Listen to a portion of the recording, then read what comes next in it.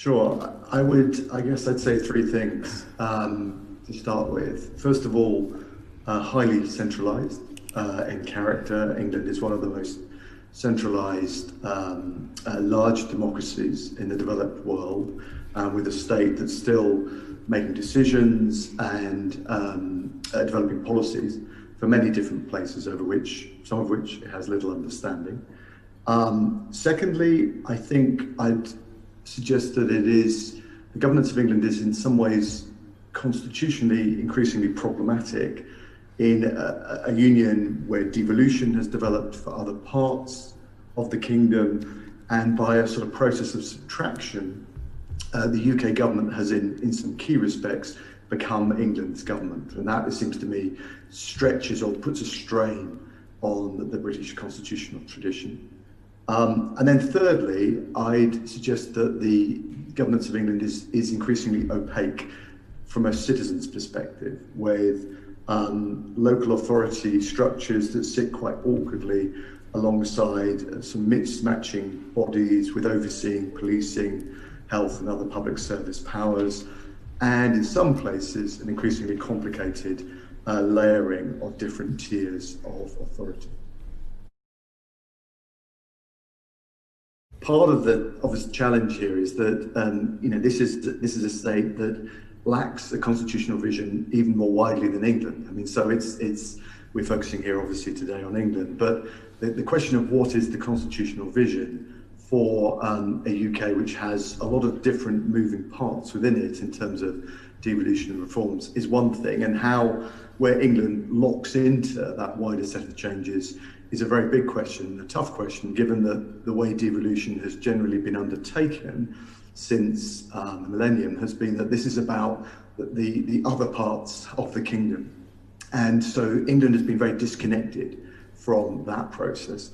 I think secondly, I would very much go to the point about thinking about what devolution might mean outside this kind of contractual deal-making framework, which Sarah rightly points to. Now, I'm sure we'll discuss aspects of that. It seems to me there may be elements of the model of devolution we've got that we might want to keep and perhaps build from. And it seems to me some aspects of the combined authority and metro mayor model are valuable and important, and are creating a new tier of leaders who can claim a mandate to speak for the people they represent. That's important, but their powers are very weak.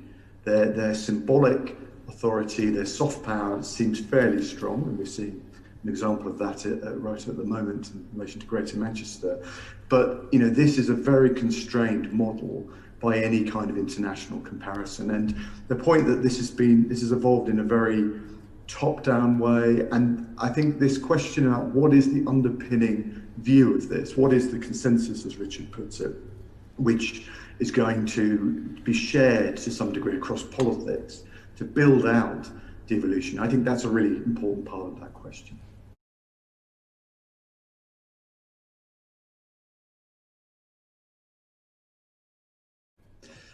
Just a couple of observations really on coming out of that discussion. One is I think we should be a little bit careful about drawing too many hard and fast lessons from that particular referendum, if only because there's an important political context, I think, surrounding it. One of which is that and in some ways this is, I think, a harbinger of things that have happened since.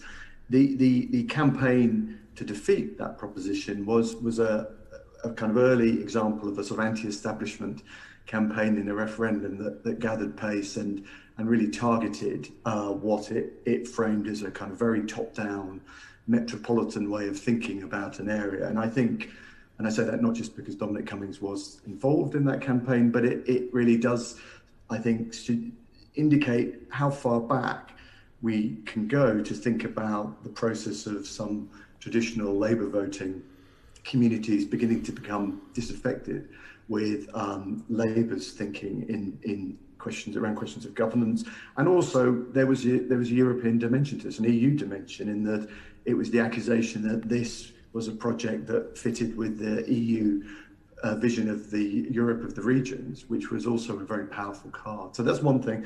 I think the second thing, on following Richard's points about identity, I think it is important to reflect on questions about whether the kind of, when bureaucratically we want to draw up lines of division in England, what may make sense entirely at the functional level and functional terms, whether that kind of approach fits with many people's sense of the geographies that matter to them. You know, there are sort of traditions, geographically bounded forms of identity, be it counties, be it cities, be it villages, towns, which run very deeply in England. That's not unique to England, but there are specifically English traditions and dimensions of that. And I think the lesson there to reflect on is that a governance project that doesn't have that kind of geographical dimension, doesn't have some sense of a geography that makes some sort of sense to people with which they can connect, is, I think, going to be up against it. It's going to be harder to make that fly, which again is not an argument against an intermediate layer at all, but I think it is, in some ways, I think it's a pointer towards the sort of geography that in rough and ready terms we're moving towards with combined authorities and city regional deals.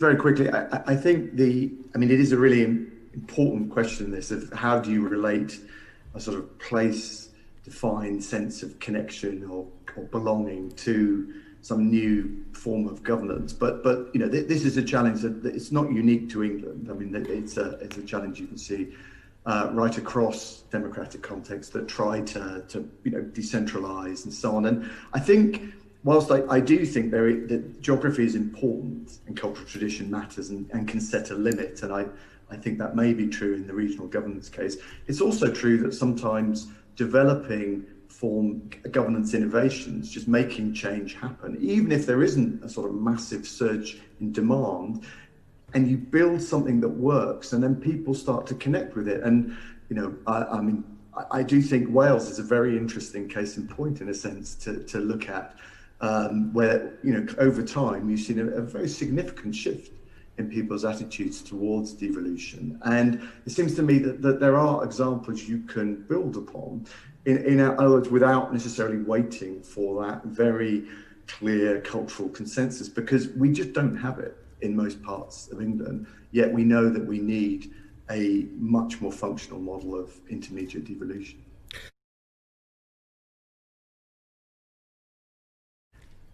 I mean, in some senses, it did change it for Northern Ireland, Scotland and Wales, undoubtedly, with asymmetric devolution arrangements introduced in those places. I mean, there's an interesting argument about whether decentralisation within each of them has followed, because clearly devolution has created new power centres, particularly in Scotland. But in England, it's been a very different story. And following on from what Professor Ayres is saying, I mean, the devolution model in England has unfolded very, very differently in fits and starts. It's much more akin to administrative devolution. It's not so obvious that structure has created that much decentralisation. And the other point I'd make is that for decentralisation, excuse me, to happen, the mindset within the centre has to change.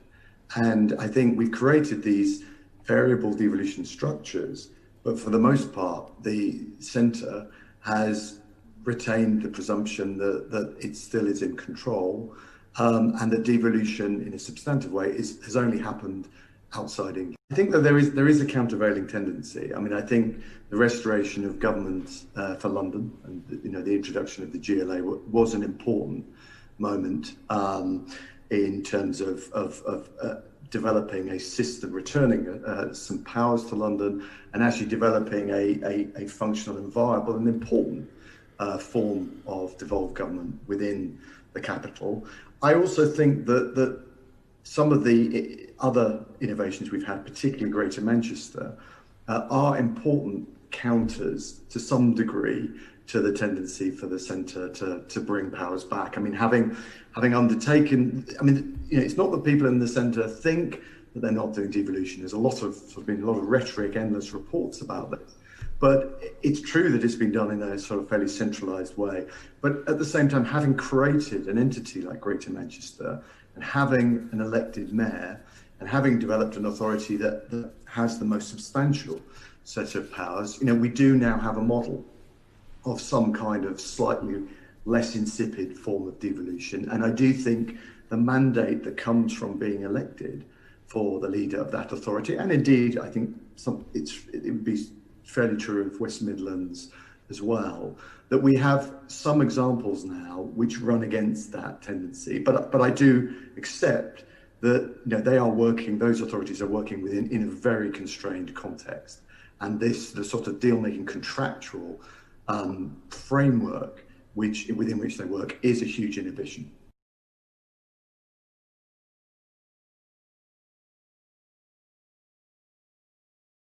Let me just start by just fleshing out a little bit what are the perspectives. I mean, this is very much, I think, goes to the question about consensus or lack of, which Richard has been talking about here. So thinking about why is it that different parts of the political world in Britain, in British politics, think so differently about these issues? Is it just a sort of Punch and Judy partisanship? I think there's something more to it than that, and there's undoubtedly a partisan element to it. But it seems to me that it reflects quite a divergent view about England itself, and that there is one perspective which has been much more comfortable with the idea that England is an English identity is valuable, is important to people, and that England itself may be some kind of collective community, which may have its own interests as well as identity. And then on the other hand, you've got a perspective which is much more primed to think in regional terms and tends to think that claims about Englishness are either illusory or they're reactionary. And that's been a strong impulse, I think, in different parts of the political world, but I think particularly on the centre-left of it. And those two different perspectives, I mean, there are people, I should say, who break the mold. There are people on the more conservative side who have become very interested in regional questions. Lord Heseltine is an interesting example. And people on the Labour or Liberal side of the debate who have argued for Englishness being taken more seriously and perhaps even given some recognition. But it seems to me that when the different parties get in government, there's a kind of default to these two very different perspectives, and that those perspectives lead you to think about the intermediate layer, or indeed to think about devolution at the level of England in very different ways. And until there's some kind of, I think, sort of richer interchange between them, where people start to think about some of the devolution both at the level of England, but also think about some of the layers within it that we've been discussing, we're going to have this kind of ping-ponging between these two very different views. And I very much endorse Richard's points about we do need a richer debate here within politics, and perhaps one that stands back a little bit from this kind of partisanship, because it is producing very incoherent policy. In terms of the question, how do the English want to be governed? I share the lack of certainty in an answer, and I think part of the point there is the English have never really been asked in this way. Exactly. And that's such an important temporal point. The devolution was offered in a completely different way to other parts of the UK, and of course introduced with referendums.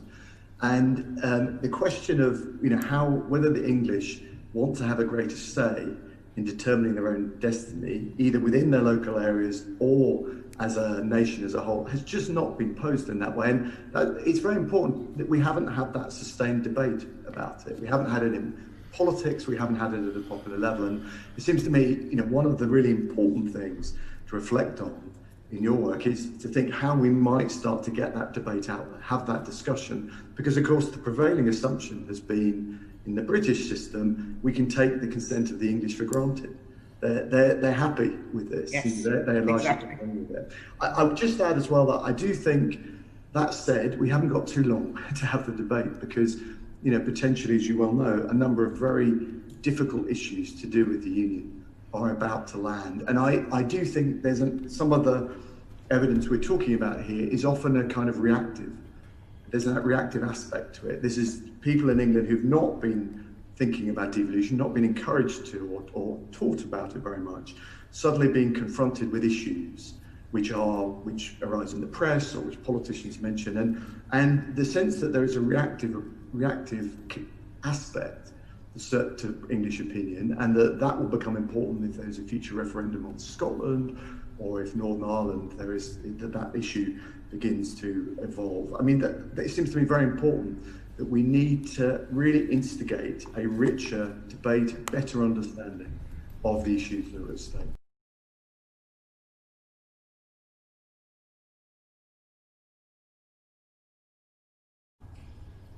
Yes, I mean, I think that broadly put is the answer, and that's for two reasons, isn't it? One is that the rules that make up the system of English votes for English laws are incredibly complicated, and not from. I mean, they've been running for 5 years now. It seems to me that the general sense of understanding of them and awareness of them is pretty low. I've not met many MPs either who profess affection for them, it should be said. But at the same time, I think that's partly because they haven't yet mattered, in the sense that because of the electoral arithmetic within the House, we've not yet had a moment where there is a disagreement between the majority of English MPs and the majority in favour of government policy. And so, as yet, we've not yet seen these rules being tested in that way. I think something else I'd add to this is that when EVIL was introduced, I mean, there were two broad ways of thinking about it. One was that it was a sort of way of, or quite a technical way of answering the West Lothian question in particular, which undoubtedly has been, when that arose in the second Blair government around two particularly controversial votes. The idea that there was a loophole here, and that there was a potential sense that the opportunity for English grievance to grow, and that something needed to be done. I think that was one reason why EVIL was introduced. But the other reason, if you look at the introduction of it, the official documents around it, there was quite a lot of big claims about this would give the English a voice, a distinctive voice within the system of parliamentary government. And a sort of hope, I think, that this would function as kind of analogous to the legislative consent process in the devolved parliaments. And it seems on that second point about voice, airing a stronger sense of English issues and interests and deliberation, it's really not worked at all. And that the legislative grand committees, which kick in on clauses or bills after report stage, I mean, they are mainly, as you probably know, very perfunctory, and they last really for hardly any time at all, and they haven't offered that kind of moment. So it seems to me that we can't look to that particular innovation as some sort of exemplar, a way of building up a sort of English presence or sort of form of recognition within the system. On the other hand, though, EVIL is potentially extremely important, and it's worth bearing this in mind. Because of the vagaries of our electoral system, it is entirely imaginable that we could, at the next election or the one after, have a situation in which the government that forms, the party that forms the government does not command a majority of England's MPs. And it may also be a government that depends upon, for instance, the support of the SNP or nationalist parties elsewhere. Now, in that situation, it seems to me EVIL is potentially quite incendiary.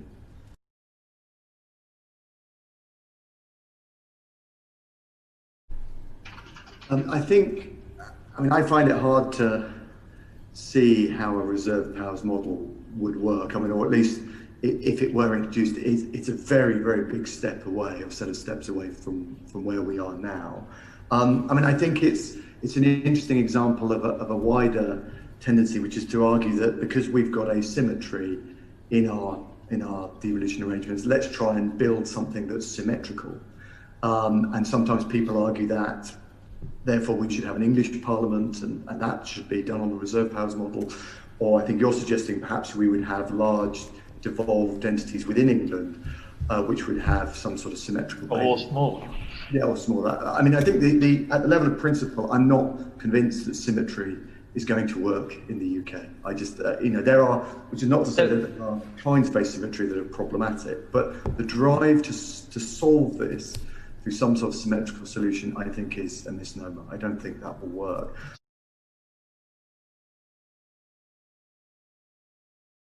I think the truth of it is that in a very centralised system, the only way to devolve is to get the centre to take the initiative. I think some version of handing down powers from the centre is inevitable. I think there are different ways to do that, and we've talked about the sort of deal-making, tight contractual model, which Sarah was discussing earlier, that's been used. That, I think, is different to a model which would look to create empowered, devolved authorities, and which would accept that on certain key issues, those authorities have the right to disagree with what the centre wants to do. That seems to me to be the test of true devolution here, and it's not a test at the moment that is being met. So I'm sceptical about the reserve powers.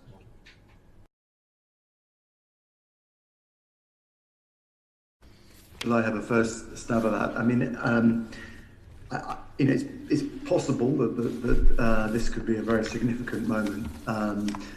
We don't yet know, obviously, because we don't know how this is going to play out. I suppose two areas where there's been, I think, a real shining of a light, a harsh light, upon some of these relationships. One is in terms of the manner in which central government has responded to the crisis. I mean, in a number of different areas, be it from its initial approach to establishing a contact tracing system, the lack of willingness to engage with health officials, with medical directors in different parts of the country. It appears that COVID has produced a kind of very centralising reflex in the current government at the moment, and I don't think it's just about this administration. I think this does tell us something about the structures of government as we've been discussing here. And it also appears that some other systems that have a more multiple layered model, which have the kind of partnership working we've been talking about, and where the centre appears to accept and trust the locality to get on with things like testing and so on, particularly Germany, it does appear that the outcomes are better. Now, I think it's going to take us some while before we can be certain about that. But I think that's a very salutary lesson, potentially, for our system. The second area is in terms of the very contemporary conflicts going on about regional lockdowns. And I think one of the things we're learning there is that some of the metro mayors are, whilst we've talked about the limitations of their powers and the constraints under which they work, but they have some political power and voice and a mandate. And also, it's interesting to see them starting to work together in some ways as well. And it could well be that this inaugurates a new phase in the political role and visibility and profile of those figures. But I really think we can't be certain about that at this point.